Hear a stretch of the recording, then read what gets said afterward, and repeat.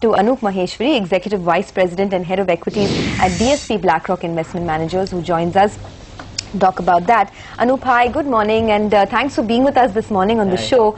The past 1 month, the move in the market suggests that it is pretty much discarding most of the cues, you know, whether it was the Reserve Bank, whether it was the Fed policy, and it's squarely focused on the big trigger that's lined up later in the year or at the start of the new year, which is the elections. What is your view on how the markets will approach that big event, and do you think this bull market territory, as most have called it, will continue?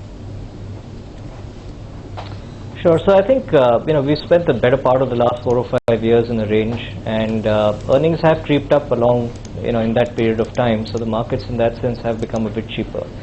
And if we look at the markets at this point in time, what we're quite enthused about is the fact that, thanks to the rupee depreciation this year, I think the net effect of that has actually been quite positive for corporate earnings. And there's a fair section of the market that has benefited tremendously, all the export earners.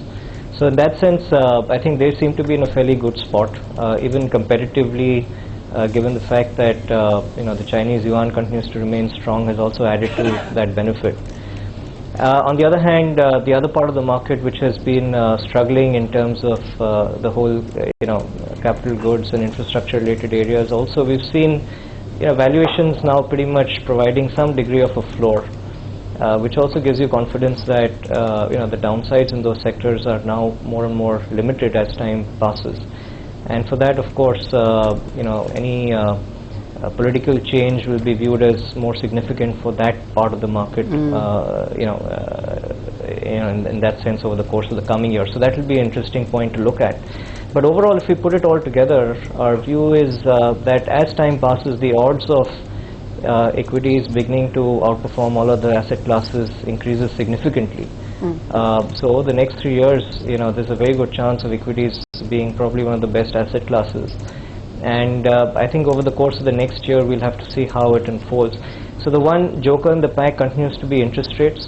So typically we've seen more sustainable structural equity markets are driven with a slightly lower interest rate environment. That's something that's yet to kick in. But our sense is, eventually we will break out of this range, if not in the next 12 months, maybe subsequently. But as every year passes and earnings accumulate, I think the probability of the market heading higher keeps increasing. So we're pretty enthused by what we see on the ground, and it's a matter of time, we believe. So one has to maintain patience, but the odds are definitely improving. That's a very positive thought to step into the new year, Anup. But for the moment, Anup, I just wanted to take that point you were making about the political change impacting many of these cyclical stocks. This morning it's interesting because the environment minister has quit, and a lot of these infrastructure stocks are seeing a bit of a breather because there was the perception that she was stalling a lot of projects. What is your view on that? And in specific, would you buy any of the infrastructure or capital goods companies now? Well, so, we wouldn't react to day-to-day news. I mean, so unfortunately on the market on a daily basis, if there's some news, the market has a habit to just respond to it. But what you're really more interested is in the more structural news. Are generally projects getting cleared, things beginning to move on the ground, and finally, will these projects deliver return on capitals that shareholders, are keen to receive? I think those are the bigger questions over time. And as I mentioned earlier, I think we are seeing a general positive momentum in all of these areas, irrespective of the government change. But we are beginning to see some positive movement. At least things aren't incrementally stalling from here. So in that sense, it's a positive. But one has to really go into each individual sector, look at balance sheets, because balance sheets have been hit quite badly. And one has to again review whether shareholders in those companies will end up making a return on their investments or not. But suffice to say, there are a lot of stocks, almost 25% of the market, of the top 500 names are below book value. And typically when you have valuations like that in the market, it does, as I said, protect the downside, and there will be definitely a fair number of those stocks that will do well.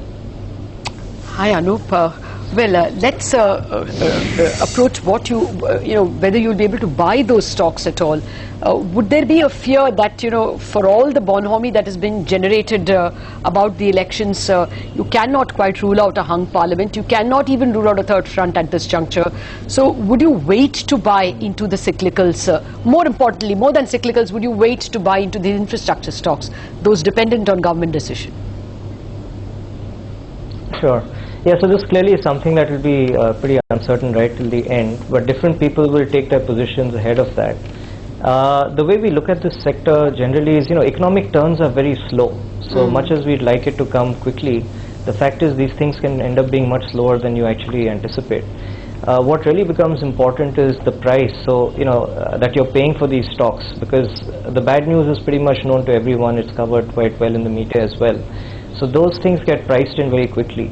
So the point is, when you see stocks at 1/3 book or half book, clearly they're there because there is bad news around, and you can't necessarily wait for the good news to want to buy them. In some cases you just take a view that it's all factored in. As long as you have the view that these businesses will come back at some stage and have basic return on capital characteristics that are palatable, I think there are enough opportunities there to just start adding from a 3-5 year perspective, because whenever things turn, the moods sort of shift tends to be dramatic, and these stocks then go up to twice book or thrice book value, and you have 500-600% moves effectively with a slight economic shift. So the way we look at that section of stocks is you need to just buy and hold them, and they may not go anywhere for a year because the shift may take longer than you anticipate. But over a period of time, they are paying you to wait in that sense and have very strong compounding capabilities if there is an economic turnaround.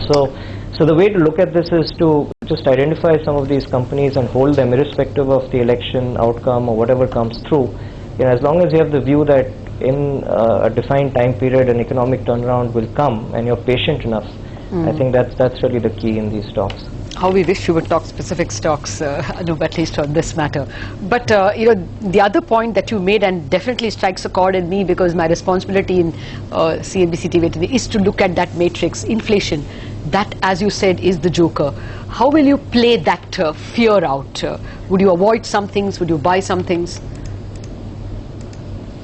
Well, the immediate short-term view, Lata, inflation clearly is that it's heading a little lower. I think that's what the RBI governor also wanted to keep an eye out for, and I believe Mr. Rangarajan made some comments as well yesterday. So I think all of that does point to the fact that, at least temporarily, some of the short-term effects on inflation are retreating, and therefore you will have a more benign number in the near term, which will probably hopefully allow interest rates to remain stable here. But the bigger question is, will that end up being a trend? We do know that the government is going to crimp up on spending in January and February to try and manage the fiscal deficit, and there are some of these other issues. So there are just so many variables that you can't look too far ahead to gauge inflation. So you're just literally taking it quarter by quarter. So in the immediate quarter, it does look like inflation should head lower, and that should support a slightly more benign interest rate environment. But it's still early to look for structural declines in interest rates. Okay. Anup, I wanted to